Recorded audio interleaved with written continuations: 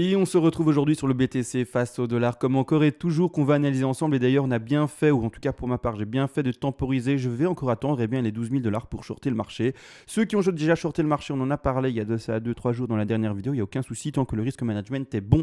Bien entendu, on va regarder ça en vidéo, vous le savez. Également, je reprécise et je rappelle qu'on est dans une macro figure, donc c'est-à-dire un plan qui tient depuis des mois et des mois. Donc ces grandes lignes jaunes que l'on voit à l'écran sont indiquées depuis maintenant, comme indiqué, 7 mois. Bientôt 8 mois, donc ici plus précisément le mois de mars, et la vidéo arrête sur image vraiment très propre est le 20 mars d'année 2020 où on voit bel et bien le retracement baissier, le rebond atteindre ici les 12 000, 12 500 dollars, et puis par après le retracement, ou plutôt même pour utiliser le terme la correction baissière ici à droite. On était à ce moment-là des 6 645 dollars, on attendait les 90% de Fibonacci et les 123% de Fibonacci pour des zones de vente, attention pas d'achat, les zones d'achat elles étaient où? Elles étaient en bas. Maintenant qu'on est en haut de la montagne, on ne pense pas en tout cas à faire des achats pour du trading, d'accord? Ou en tout cas, tant que c'est vraiment du swing trading, c'est-à-dire sur des semaines, on va plutôt privilégier des shorts, au contraire. Alors que si vous faites du scalping ou en tout cas du swing trade à plus court terme, peut-être de l'horaire, peut-être du journalier, vous pouvez toujours bien entendu tester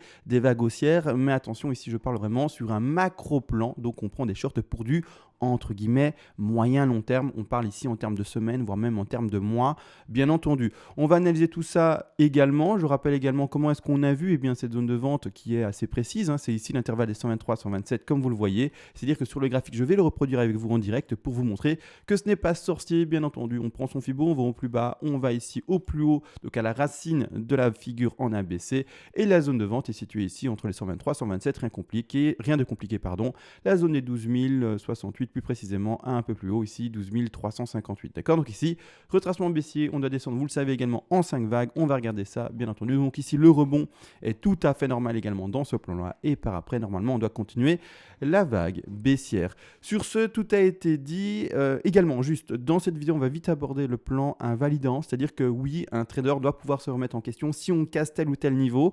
Pour le moment, on n'a cassé aucun niveau, je suis toujours bear, c'est-à-dire que je suis encore et toujours dans cette opportunité de prendre un short pour descendre, mais une fois qu'on aura cassé un certain niveau, il se peut, et vous allez le voir, que je passe assez fortement boule, mais pour le moment, il n'y a aucune indication de cela à l'écran. Sur ce, comme dit réellement maintenant, on fait la toute petite impro, non, mais la petite intro, pardon. Et bonjour à tous, aujourd'hui très heureux de vous retrouver sur le BTC face au dollar qu'on va analyser ensemble. Comme toujours avant, je dois remercier ces personnes qui font des donations alors même que je ne fais pas de vidéos. Tous les jours, il n'y a pas des vidéos, il y a des gens qui quand même font des donations, pardon. Vous le savez peut-être pas, mais en tout cas je le rappelle, faire des vidéos, faire également ce partage, etc. Eh bien ça demande du temps. Et quelqu'un qui est récompensé pour le temps partagé, c'est quelqu'un qui va continuer sur la durée, qui va être endurant. Également, si vous voulez remercier la pédagogie que j'apporte, la méthodologie de trading, également les plans de trading ou les plans d'investissement, vous pouvez bien entendu également le faire. Je rappelle également rapidement, ça fonctionne par palier de donation, et vers les premiers paliers de donation, je vous envoie déjà en contrepartie, donc pour vous remercier à mon tour, toutes les règles des lots en français. Je rappelle, c'est un PDF que j'écris en quelques pages, donc ici une trentaine de pages maximum. Pourquoi? Parce que j'aurais premièrement pu faire ça en 1000 pages pour faire semblant que c'est compliqué, etc., qu'il faut avoir fait des études de dingue, et qu'après avoir fait ça, eh bien, on peut être astronaute. Ce n'est pas du tout le cas, c'est quelque chose d'accessible, tout est écrit de manière concise pour que vous, par après, vous soyez vraiment autonome et vous puissiez faire la même chose que moi finalement en vidéo, et donc également apprendre avec l'appui pratiquement journalier de mes vidéos également. Donc cela est dit, merci aux donations, et on part maintenant directement dans le vif du sujet. On va parler comme dit, premièrement de ce qui est en train de se passer maintenant. Je vous l'ai dit dans la vidéo précédente, il me semble, je temporise pour ma part, c'est-à-dire qu'il me faut plus de vagues, plus de choses, voilà, il me faut plus de contenu, plus de matière à travailler. Je vais vous montrer où ont été mes difficultés, où sont encore mes difficultés de décompte, et je vais vous montrer maintenant pourquoi est-ce que je continue à temporiser et pourquoi je m'attends encore et toujours à un alentour des 12 000 dollars pour le BTC avant, attention, de continuer à cracher. C'est-à-dire que vous allez bien voir ici, j'attends un certain prix. Mais pour après, c'est assez visuel, continuer à suivre les lignes et descendre. C'est pas compliqué, 1, 2, 3, 4, 5, et on continue à descendre vers les prix, tels par exemple 7 000 dollars, 6 000 dollars et peut-être même plus bas. Maintenant qu'on est là-dedans et qu'on est zoomé, premièrement, première vague, ça je rappelle rapidement quand même pour les tout néophytes qui arrivent sur la chaîne, waouh, tout ce qu'il y a sur l'écran. Complexe, complexe. Je suis vraiment désolé pour vous, je vais mettre certaines choses en retrait. Hop, ici, la Z, non, la Z, je vais la laisser quand même. Ici, voilà, donc voilà, c'est plutôt net. Enfin, moi, je trouve ça net. Après, à vous de voir si c'est net ou pas.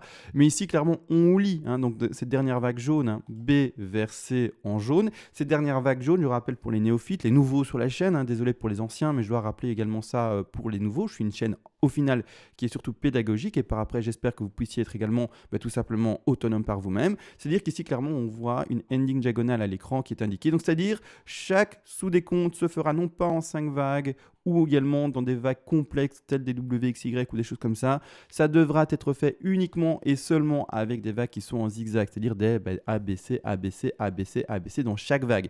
Alors également, je reprécise, la cadence dans une ending diagonale ou même dans une leading diagonale peut dépasser le sommet 1. Donc ceux qui se disent bah non mais ça peut pas, etc. De toute façon vous allez sur Google, vous allez sur Google Images et vous tapez leading ou ending diagonale en Elliott Wave et vous aurez le résultat que vous pouvez tout simplement observer du coup facilement en image. Donc rien de plus compliqué. Donc ou plutôt plus simple. Donc maintenant on est là-dedans. Ce qu'on analyse maintenant en fait c'est un rebond. D'accord, ce rebond a lieu après quoi? Après une magnifique ABC qui est en blanche ici. D'accord, donc je vais mettre maintenant la grande C en jaune de retrait. On sait qu'on parle de cette grosse vague baissière et on sait qu'elle doit descendre en 5 vagues. Donc on la visualise maintenant mentalement. Mais c'est-à-dire que ici, la première vague 1 a été parfaite, c'est-à-dire en termes de décompte Elliott et également surtout en termes de Fibonacci. C'est-à-dire qu'on rappelle les objectifs d'une C. Vous voyez A, B, C. Objectif de C, c'est 161,8% de Fibonacci, normalement, théoriquement, pour le maximum. Je donne exactement ce prix-là parce qu'il y a des objectifs intermédiaires également, ou un peu plus petit également surtout. Mais c'est-à-dire qu'en fait, quand on met notre Fibo, vous allez voir que ding, le 161,8 est atteint à la perfection. Ding, 161,8 en rose. A, B, C, zigzag, parfaite. D'accord? Pour ma part, dans mon plan macro, je suis dans une B vers une C, dans une dernière vague C. Donc, je dois partir dans ce concept-là, en tout cas par rapport à ce que je vois, dans une ending diagonale et c'est tout. Donc ici, qu'est-ce qu'on doit avoir et qu'est-ce qu'on doit pouvoir décompter par après? C'est également une ABC. La ABC ici, elle est effacée ou en tout cas, elle est mise un peu de retrait pour qu'il n'y ait pas trop de choses à l'écran. Mais elle est ici, ABC. Et c'est ça qu'on va travailler également. Je rappelle, je vais montrer la même chose qu'ici. On va d'abord faire la macro et puis après, je vais passer dans la plus petite. On va appeler la micro vague. Mais ici, clairement, également, si on doit mettre ces objectifs d'ABC. Également, je vais vous montrer que je termine finalement ma B là, vis-à-vis du décompte qui est à droite, et je vais expliquer pourquoi est-ce que maintenant je termine ma vague là, et où aurait été, et surtout où finalement a été ma difficulté, parce que ce que je l'avais fait, vous le savez, c'est avoir posé ma vague là. Je vais expliquer pourquoi j'avais posé là, et pourquoi finalement je la pose ici, par rapport et vis-à-vis de ce qui est en train de se décider maintenant. C'est-à-dire que premièrement, si on part déjà, maintenant sans expliquer tout, directement là-dessus, qu'on met les Fibonacci ensemble, on va regarder finalement les différents objectifs de vente, et les prochains objectifs de vente à avoir. Donc ici, pour celui qui n'a pas déjà shorté, d'accord, avec son risque management, etc., la zone de vente est la suivante. Donc je rappelle quand même tous les objectifs de vente d'une ABC. Ce sont, et surtout de la C du coup, ce sont les 61,8, 100, 123, 161,8% de Fibonacci. Donc pour celui qui était en long, c'est toutes des zones de take profit partiel. Et pour ceux qui cherchent un short, ce sont toutes des zones où il est encore une fois intéressant d'ouvrir des shorts. La prochaine zone et la zone de short, ce sont les 123. Maintenant, pour ma part, on devrait les péter. On va regarder ça ensemble, mais pour ma part, on devrait les péter. Maintenant, si on ne les pète pas et qu'on a le crash, tant mieux pour ceux qui sont déjà rentrés en short. Pas de souci avec ça, bien entendu, et tant mieux pour vous. Et c'est un short que moi, je n'aurai pas. Malgré tout, je préfère attendre surtout et attendre ici, encore une fois, les 12 000. Comme vous voyez, c'est-à-dire un peu plus précisément ici, la zone pratiquement des 12 255 $. Je vais shorter à mon avis un peu avant, d'accord, parce que clairement, on peut monter là-dessus, pas de problème, mais j'ai shorté un peu avant à cause du sous-décompte et des objectifs de la 5. Vous allez voir, bien entendu, comment ça va se passer. Je vais construire ça plus rapidement durant cette vidéo aussi et plus précisément également. Malgré tout, voilà, le deuxième objectif de C se retrouve ici aux 12 255 $. Il y a non plus, du coup, il n'y a pas non plus alarme à avoir si on atteint ces prix-là. Au contraire, si on atteint ces prix-là, il faut se dire on peut fortement ouvrir un short. Je rappelle également, pas mal de personnes sont souvent directement en boule parce qu'on a des bougies vertes ou des choses comme ça. Et malheureusement, en fait, c'est ce genre de personnes qui se font avoir dans les marchés bears. Pourquoi? Parce qu'en fait, je vais remontrer juste, ici je zoome sur quoi? Comme ça on visualise bien. Le dernier crash jusqu'au 3000 et le dernier rebond jusqu'au 13 000, 14 000, d'accord? Je zoome expressément en fait sur la dernière phase où également on a eu un petit crash, d'accord? On voit ici, c'était en année de 2019, demi d'ailleurs d'année 2019. On a eu le petit crash et puis on a eu le petit rebond. Vous voyez ici qui est remonté jusqu'aux alentours des 13 213, alors que le plus haut, lui, était aux alentours des 13 753. Encore une fois, faites attention. Moi, ce que je préconise et ce que je préconisais, je me rappelle également à l'époque, à ce moment-là, c'était de shorter ce niveau-là, d'accord? Et c'est ce que je suis en train de reproduire maintenant. C'est ce que je préconise et ce qu'en tout cas, moi, je vais faire, c'est que je vais shorter ce niveau-là, d'accord? C'est-à-dire que si on reprend la situation, donc si on reprend cette situation-ci, d'avoir trouvé un top, d'avoir retrouvé un rebond, je vais shorter ce rebond-là. C'est-à-dire qu'en fait, Vous voyez bien cette zone-là, je suis en train de la revisualiser ici, d'accord? C'est-à-dire que pour moi, on est dans la même situation ici, d'accord? Et puis par après, on va connaître le crash. Mais pour le moment, on est dans une phase de consolidation avant de malheureusement crasher. Niveau d'invalidation, j'ai dit que j'allais l'aborder. Rien de plus compliqué, d'accord? Rien de plus compliqué.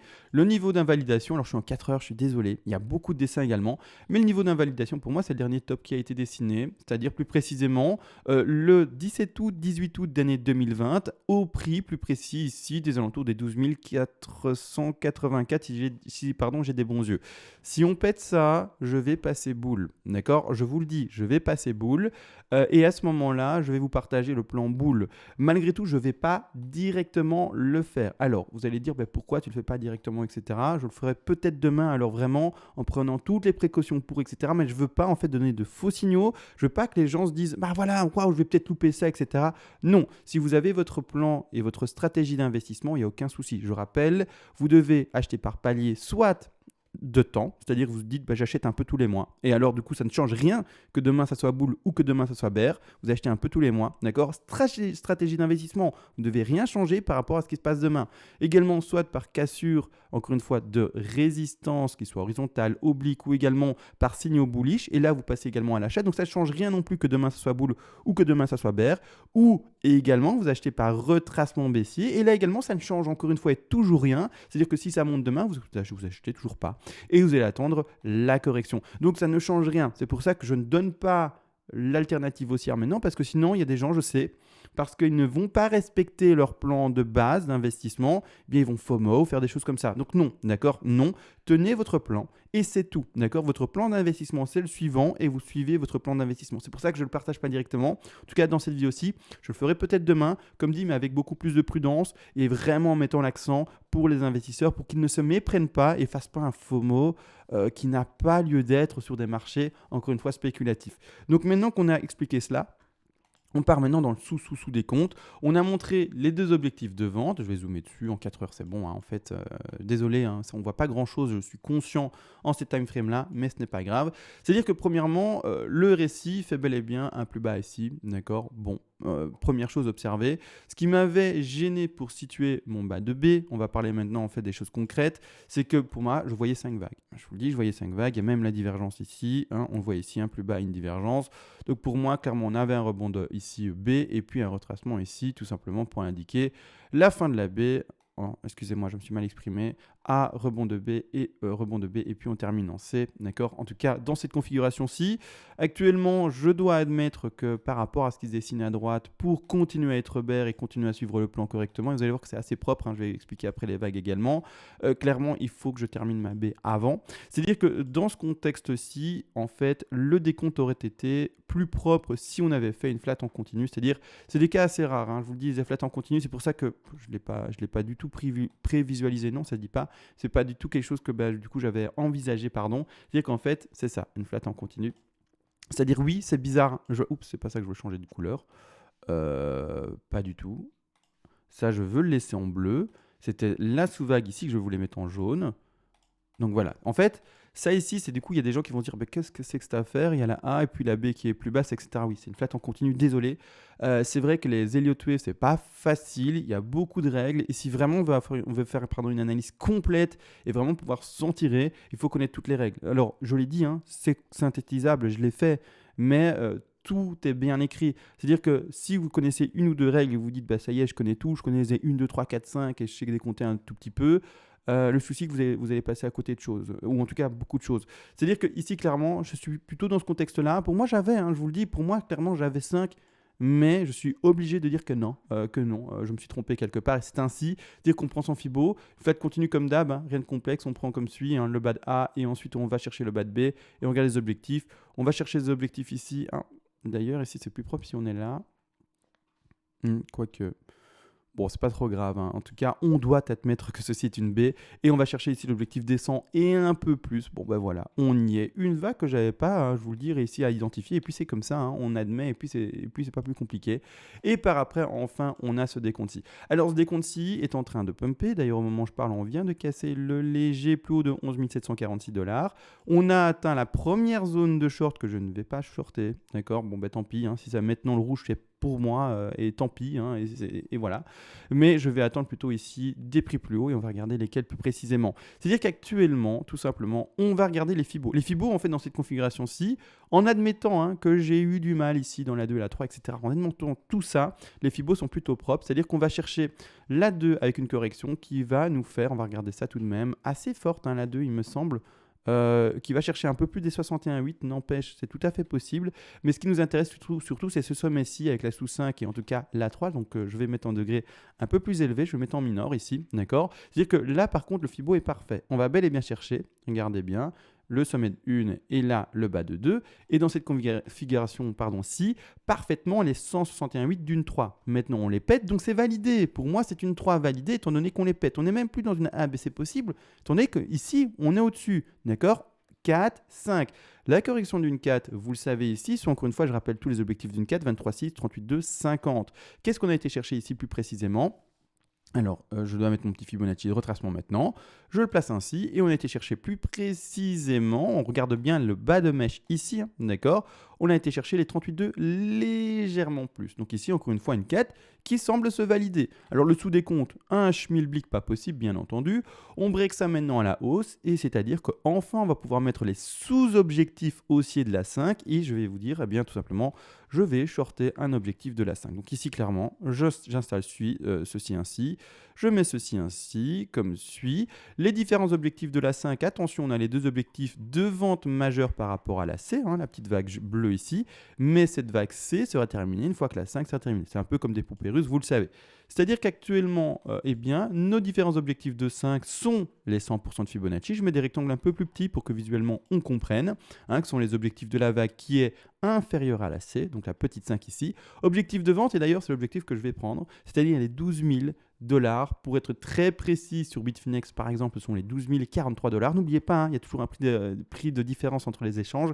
Mais ici, comme je suis sur le graphique Bitfinex pour l'exprimer, je l'exprime sur Bitfinex. Attention, je ne traite pas par rapport à la plateforme que vous voyez forcément en vidéo. Parfois, je suis sur Bitfinex. Parfois, pour expliquer mon graphe, je suis sur Coinbase. Parfois, pour expliquer mon graphe sur Bitsam. C'est juste que je n'ai pas l'option qui me permet d'avoir plusieurs décomptes sur un seul même graphe. Donc, j'utilise plusieurs plateformes. C'est tout. Donc, attention, ne pensez pas que je traite sur telle ou telle plateforme. Encore une fois, c'est juste pour exprimer mes décomptes plus facilement et changer finalement les choses sans devoir sauvegarder les choses, d'accord. Donc ici, on retourne sur Bitfinex, c'est le décompte du coup que j'en tiens. C'est-à-dire que ma première zone de vente pour ma part sera ici, les 12 040. Je fais ça parce que je suis pas agressif, c'est pas que je suis agressif, mais j'ai envie de l'avoir ce short-là. Et si on faisait une C qui n'atteignait pas son objectif, je vais le regretter. Je vais bien entendu du coup avoir un capital un peu moins important sur ce trade-là, mais ce n'est pas grave. Ce n'est pas grave et ce sera comme ça. C'est-à-dire que mon short et donc les autres objectifs de vente également de 5 d'ailleurs sont les 161,8, mais sauf erreur de ma part, les 161,8 sont au-dessus. Voilà, c'est ça. Les 161,8 sont au-dessus du dernier top, donc je ne vais pas non plus les attendre. D'accord, je ne vais pas les attendre. C'est-à-dire que pour moi, si on est là au-dessus, on est boule. On est boule, donc je ne vais pas les attendre. Donc ici, clairement, je vais shorter ce niveau-là. Donc ici même, on ne va pas en parler. On peut en parler, mais maintenant, je ne vais pas en parler. D'accord ? Celui qui ouvre un long, il peut ouvrir un long jusque là-bas tout en haut, bien entendu. Mais ici, clairement, pour moi, le premier objectif de vente qui se situe plus précisément du coup aux 12 035, 12 040, en tout cas dans cet intervalle-là. Une fois qu'on aura fini cela, qu'on n'aura pas eu d'invalidation dans la nuit, qui sait, imaginons cette bougie verte, elle n'en finit jamais et qu'elle pump, alors là, directement plan boule et plan bear aux oubliettes. Mais à partir de là, je validerai une fois que j'aurai mon sommet de 5, mon sommet du coup que j'arrive pas à prendre ici de C, mon sommet de 2 et là rebelote, c'est parti, on part pour un piège comme on l'a connu ici, d'accord, c'est-à-dire dans l'année 2019 et malheureusement après se retrouver dans un crash qui n'en a pas fini de s'effectuer, d'accord. Donc maintenant, attention à vous ceux qui sont boules, extrêmement boules. Et même pas attention en fait parce que vous avez un risque management, donc il n'y a pas trop de panique non plus à avoir. Si vous n'avez pas de risque management là, c'est chaud. C'est-à-dire que si par exemple vous avez du trade non du coup, parce que si vous faites du trade, je considère que vous avez du risque management, ou sinon vous ne faites pas de trading pour moi. En tout cas, vous faites pas bien les choses. Mais par contre, du coup, les investisseurs par exemple, ceux qui achètent maintenant par FOMO sans stratégie d'investissement, là c'est dangereux parce que vous allez peut-être acheter un top, les amis. Alors voilà, pensez à acheter un tout petit peu. Si vous vous dites, mais ça va pumper non-stop, j'ai trop envie d'acheter, dites-vous, j'achète pas avec tout. Achetez avec un tout petit peu, un petit palier s'il vous plaît. Ne vous faites pas avoir, d'accord ? Ne vous faites pas avoir. Si vraiment vous tenez pas, achetez un peu. Mais juste un peu, d'accord? Parce que sinon, après, vous allez pleurer, probablement, et voilà, c'est pas cool pour vous, d'accord? Donc vraiment, essayez d'avoir une stratégie comme j'ai expliqué, bien entendu, des paliers, etc. Donc maintenant que ça c'est dit, on s'attend à la baisse, d'accord, dans le décompte. N'oublions pas non plus une chose, et ça c'est assez intéressant également de le voir, c'est que nous avons encore et toujours des gaps. Alors pour ceux qui ne le savent toujours pas, un gap, qu'est-ce que c'est? Un gap, eh bien c'est un creux dans le cours sur par exemple ici les futurs, comme vous le voyez, d'accord? C'est-à-dire qu'en fait, on va les indiquer, la ligne verte ici pour indiquer tout simplement qu'après on s'attend à un crash, d'accord? Mais on a plusieurs gaps qui ont été indiqués. Alors on a un gap assez récent. Il a été comblé cette fois-ci ou pas? Attendez. Est-ce qu'il a été comblé complètement ou pas? Je vais vérifier avec vous. On avait un creux dans le cours, hein, vous le savez, qui était installé ici. Est-ce qu'on l'a complètement... Ah ben non, toujours pas. Ben mince alors, toujours pas. On l'a toujours pas comblé. Eh ben toujours pas. Ben écoutez, on a toujours un gap qui est dans le cours, qui n'est toujours pas comblé, qui se situe ici. Donc on attend à ce que ce gap se fasse toujours combler, hein, qui est aux alentours ici des 11 200, un peu plus bas en fait. Hein. Donc ici on voit bien le creux à partir de là, jusqu'au 11 140. Donc toujours pas de gap de comblé, donc on va le mettre plus précisément. Ainsi, toujours un gap à combler ici aux alentours de 11 000. Donc on doit s'attendre à une correction du cours. Et on a également, hein, n'oublions pas d'autres gaps qui ne sont pas comblés non plus, qui se retrouvent ici. Alors je rappelle vite fait pourquoi est-ce que je parle de combler, etc. Parce qu'on a un néophyte qui arrive sur un gap, en tout cas une explication de gap, il se dit mais qu'est-ce qu'il dit?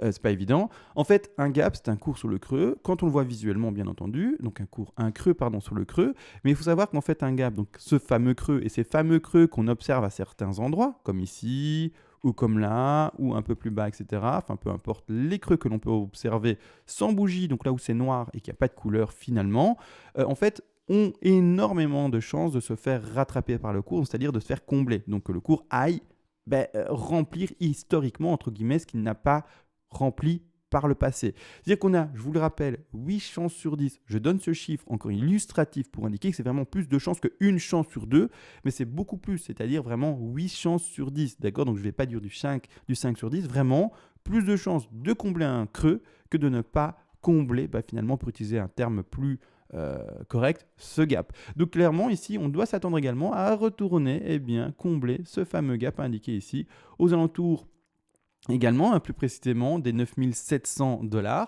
Également, je sais que ça fait plaisir à personne, mais on a des micro-gaps entre guillemets. Alors, le mot micro-gap n'est même pas approprié parce qu'un gap est un gap, peu importe sa taille, qu'il soit plus ou moins grand, c'est une interprétation personnelle. Qu'est-ce qui est grand, qu'est-ce qui est petit, je vous laisse le dire. D'accord, c'est pas évident.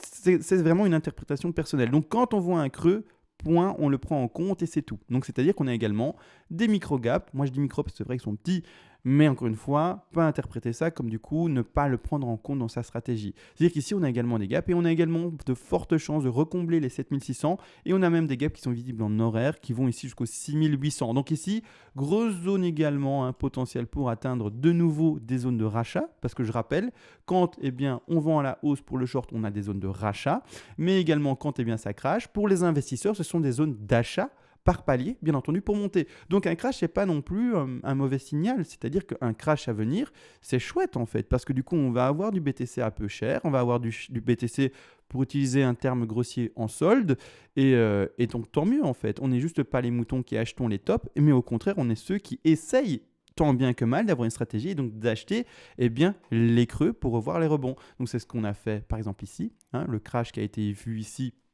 depuis les 10 500 quand on les a vendus en short et également les paliers d'achat, on les a fait. Et donc, ce qu'on va essayer de reproduire ici également. D'accord? Donc, bien entendu, un crash n'est pas un mauvais signal. Donc, il faut pas mal le prendre. Bien entendu, quand vous avez déjà investi, que vous avez, par exemple, mis de l'argent dessus et que malheureusement, vous avez acheté en haut. Et là, maintenant, vous vous dites, moi, j'ai envie que ça monte, en fait. Ou en tout cas, par exemple, que vous avez tout investi et que maintenant, vous n'avez plus rien à mettre. Et que du coup, vous vous dites, moi j'ai envie que ça monte parce que j'ai envie que ça soit rentable. Bien entendu que du coup, le message que j'apporte n'est pas agréable. Parce que vous allez vous dire, voilà, on est reparti pour 6 mois de nouveau, 3 mois, je ne sais pas, peu importe, un certain temps en tout cas, avec de nouveau un investissement qui n'est pas rentable directement. Malheureusement, oui, d'accord, malheureusement, c'est une potentialité. Encore une fois, comme vous avez acheté pour du long terme, il faut encore une fois comprendre une chose, c'est que vous êtes normalement apte à accepter un investissement et donc d'avoir bloqué de l'argent pour plusieurs années, d'accord? Maintenant, à voir encore une fois quelle stratégie d'investissement vous avez. Peut-être que c'est un ROI en termes de multiplicateur, en termes de pourcentage sur retour d'investissement. Peut-être que vous attendez que 20% et encore 20. C'est bien entendu. Qui fait 20%? C'est vraiment pas mal. Mais c'est-à-dire que si vous attendez un multiplicateur d'1, 2, 3, 4, je ne sais pas, peu importe. Mais normalement, vous êtes apte et vous étiez préparé à attendre plusieurs années. Donc, il faut comprendre une chose, c'est que le petit crash, ou en tout cas la baisse à venir, sera des opportunités pour d'autres personnes. Peut-être plus pour vous parce que vous n'avez plus de liquidité, mais ce n'est pas grave. Vous êtes préparé à attendre plusieurs années, normalement, pour le prochain, si j'utilise de nouveau ce terme un peu, un peu vulgaire, de bull run. En tout cas, aussi significatif, c'est un terme que je préfère, mais clairement, vous devez être préparé à ça. Donc ici, je comprends que le message n'est pas forcément bienvenu pour ces personnes-là qui ont déjà mis de l'argent.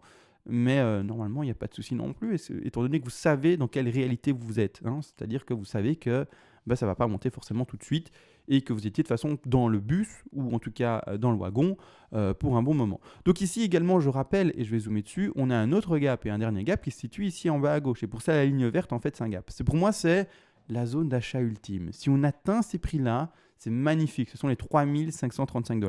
C'est-à-dire que ici, le dernier gap qui se situe, vous le voyez bien. Ici, on a un dernier petit creux ici à combler.